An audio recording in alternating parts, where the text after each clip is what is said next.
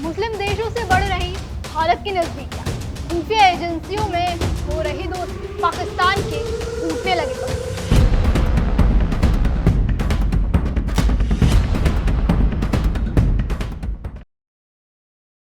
भारत अब अरब देशों से अपनी नजदीकियां बढ़ा रहा है, जिसमें भारत का इस वक्त सबसे ज्यादा फोकस मुस्लिम देशों पर है और भारत की इस स्ट्रेटेजी से पड़ोसी मुल्क पाकिस्तान की टेंशन बढ़ने लगी है।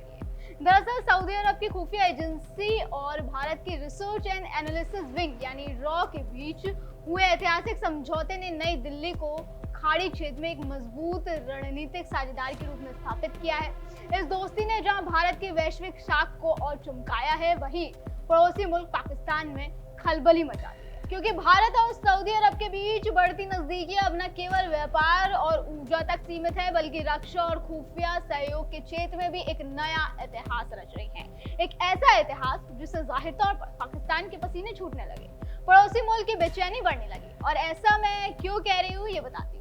देखिए, सऊदी अरब जो कभी पाकिस्तान का परंपरागत सहयोगी माना जाता था, भारत के साथ रक्षा और सुरक्षा सहयोग को अभूतपूर्व तरीके से बढ़ा रहा है। अप्रैल 2023 में सऊदी कैबिनेट ने रॉ के साथ खुफिया साझेदार को औपचारिक मंजूरी दी थी, जिसके तहत आतंकवाद के खिलाफ संयुक्त रणनीति और सूचनाओं का आदान प्रदान तेज हो गया।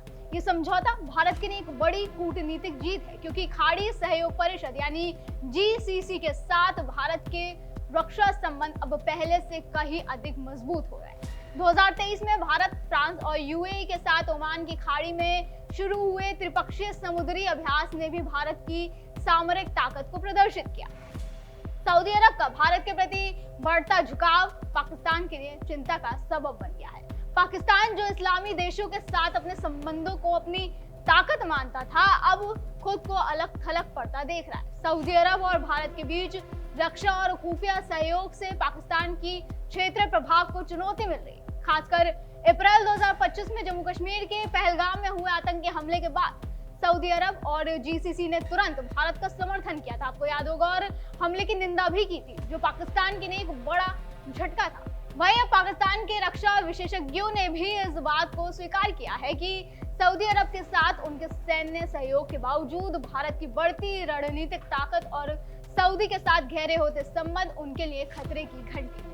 देखिए, पाकिस्तान की अर्थव्यवस्था पहले ही संकट में है, वहां आटा दाल के लाले पड़े हुए हैं। ऐसे में जो देश कभी पाकिस्तान के साथ हुआ करते थे, उन्होंने भी पाकिस्तान से मुंह मोड़ना शुरू कर दिया है। उनका धीरे धीरे भारत की ओर झुकाव बढ़ रहा है और ये बात अपने आप में ही भारत की बड़ी कूटनीतिक जीत को दर्शाती है। पीएम मोदी की दूरदर्शी नीतियों और सऊदी क्राउन प्रिंस मोहम्मद बिन सलमान के साथ उनकी व्यक्तिगत केमिस्ट्री ने भारत सऊदी संबंधों को नई ऊंचाइयों पर पहुंचाया। 2016 की अगर हम बात करें तो 2016 में पीएम मोदी को सऊदी अरब का सर्वोच्च नागरिक सम्मान किंग अब्दुल अजीज शेख मिलना और 2018 में भारत को सऊदी के प्रतिष्ठित जन्मदिन उत्सव में गेस्ट ऑफ ऑनर चुना जाना इस रिश्ते की गहराई को दर्शाता है। 2025 में पीएम मोदी की जिद्दा यात्रा और भारत सऊदी रणनीतिक साझेदारी परिषद की दूसरी बैठक इस दोस्ती को और मजबूत करने की दिशा में एक और कदम है। यही नहीं, भारत और सऊदी का ये सहयोग आतंकवाद के खिलाफ वैश्विक लड़ाई में भी एक मील का पत्थर साबित हो रहा है। दोनों देशों ने आतंकवाद, चरमपंथ और हिंसा की कड़ी निंदा की है और राष्ट्रीय सुरक्षा सलाहकार स्तर पर व्यापक सुरक्षा संवाद की शुरुआत की है। ये साझेदारी न केवल भारत की सुरक्षा को मजबूत कर रही है, बल्कि खाड़ी क्षेत्र में शांति और स्थिरता को बढ़ावा देने में भी योगदान देती है। भारत की कूटनीतिक चतुराई और रणनीतिक साझेदारियों ने न केवल क्षेत्रीय समीकरण बदले हैं, बल्कि वैश्विक मंच पर भारत को एक जिम्मेदार और शक्तिशाली राष्ट्र के रूप में स्थापित किया है।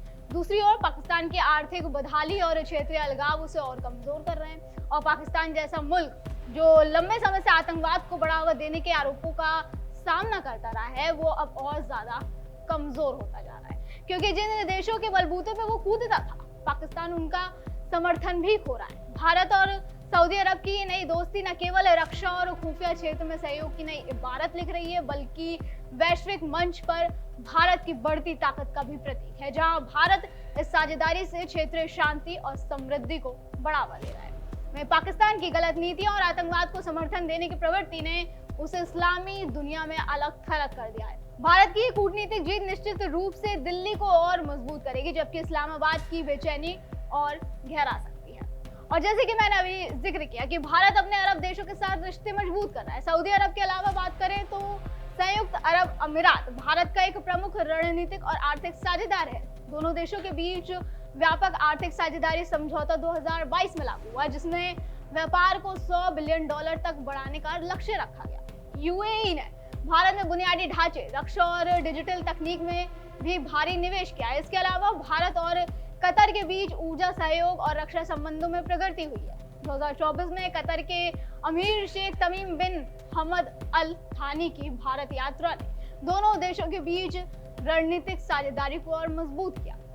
कतर भारत में ग्रीन एनर्जी और स्टार्टअप क्षेत्र में निवेश बढ़ा रहा है। अगला नाम ओमान। ओमान भारत का सबसे पुराना रणनीतिक साझेदार है, जिसके साथ समुद्री सुरक्षा और रक्षा सहयोग लंबे समय से मजबूत है। भारत ओमान संयुक्त सैन्य अभ्यास अल नज़ा और समुद्री सहयोग भारत की हिंद महासागर में स्थिति को मजबूत करते हैं। भारत ने ओमान के दुखम पोर्ट में रणनीतिक निवेश भी किया है, जो भारत के लिए सामरिक और व्यापारिक दृष्टिकोण से महत्वपूर्ण है। फिर आती है कुवैत। भारत और कुवैत के बीच भी ऊर्जा और व्यापारिक संबंध मजबूत है। कुवैत भारत का एक प्रमुख तेल आपूर्तिकार है। दोनों देश आतंकवाद के खिलाफ सहयोग और प्रवासी भारतीय के कल्याण के लिए काम कर रहे हैं। कुवैत में भारतीय समुदाय सबसे बड़ा प्रवासी समूह है। यही नहीं, मिस्र के साथ भारत के रक्षा और कूटनीतिक संबंध हाल के वर्षों में तेजी से बढ़े। 2023 में पीएम मोदी की काहिरा यात्रा के दौरान दोनों देशों ने रणनीतिक साझेदारी को औपचारिक रूप दिया।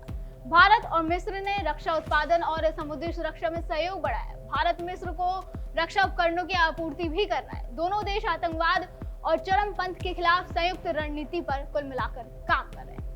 साथ ही इस लिस्ट में बहरीन और जॉर्डन, इन देशों के साथ भी भारत के रिश्ते काफी मजबूत हैं। और इसमें गौर करने वाली बात यह है कि इन देशों में से आधे से ज्यादा देशों के साथ पाकिस्तान के अच्छे संबंध हैं। ऐसे में पाकिस्तान की बेचैनी बढ़ना स्वाभाविक है। फिलहाल आज की वीडियो में बस इतना ही। अगली बार फिर होगी मुलाकात। आप देखते रहे DN पेंडा, हर खबर भरोसे के साथ।